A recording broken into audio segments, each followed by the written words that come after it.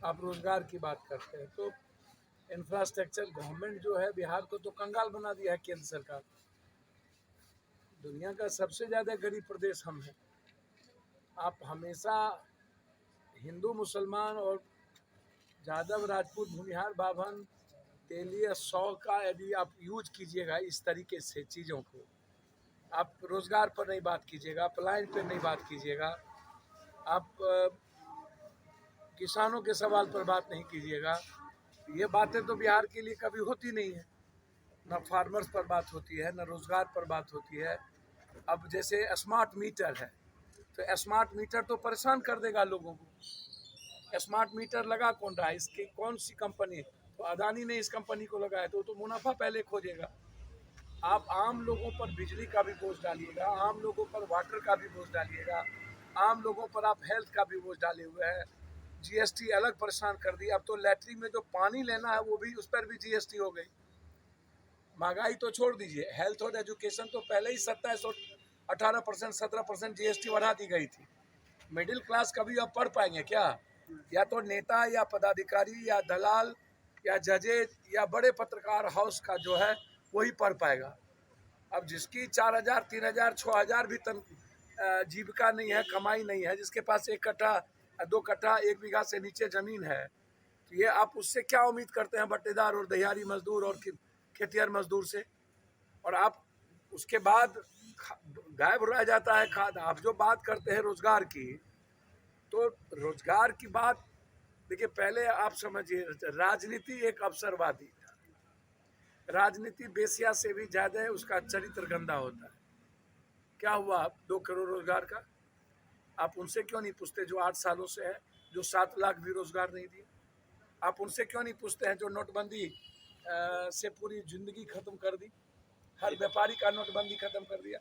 आप उनसे क्यों नहीं पूछते हैं जो कोरोना में मिडिल क्लास के जो जितने छोटे मोटे दुकान थे, होटल लाइन से लेके ट्रांसपोर्ट लाइन, यदि सब्जी और इसकी दुकान छोड़ दे तो ब्याज और सूद पर परेशान है? आप उससे उस पर क्यों नहीं पूछते हैं कि जो लोग आए और जो बात काला धन की कर रहे थे, स्विस बैंक की कर रहे थे, अब कहते हैं स्विस बैंक में पता ही नहीं किसका धन है, काला धन किसका है पता ही नहीं है। अब एक बार भी आप उसकी बात कीजिए ना जो 1.25 लाख करोड़ रुपया हमको पैकेज देने की बात कर रहा था, बाढ़ से मुक्ति की बात कर रहा था। हम तो हर साल 2 साल के बाद हमारी जिंदगी तबाह हो जाती है बाढ़ से।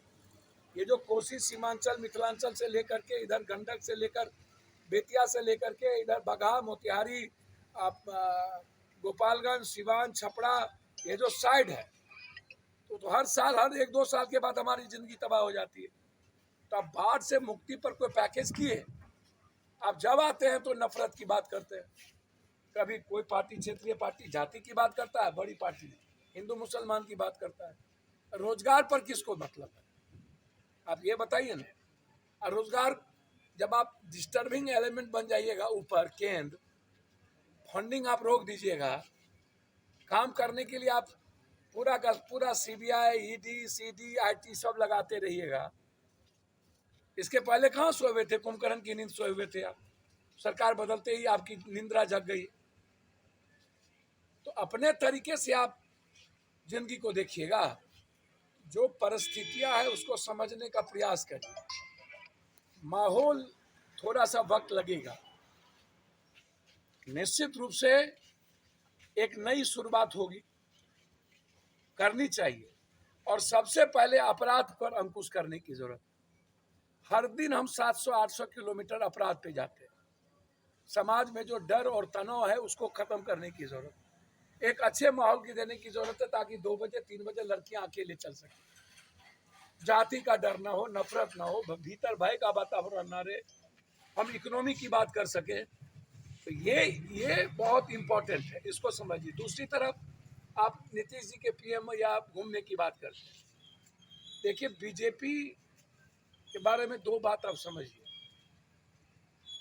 बीजेपी इस हिंदुस्तान में डॉलर कहाँ पहुंचा दिया, महंगाई की क्या स्थिति है, और नोटबंदी से सबसे ज्यादा वार महिलाओं पर किया, और मजदूरों की न्यूनतम आमदनी 2 हिस्सा घट गया, और फार्मर्स की आमदनी घट गई।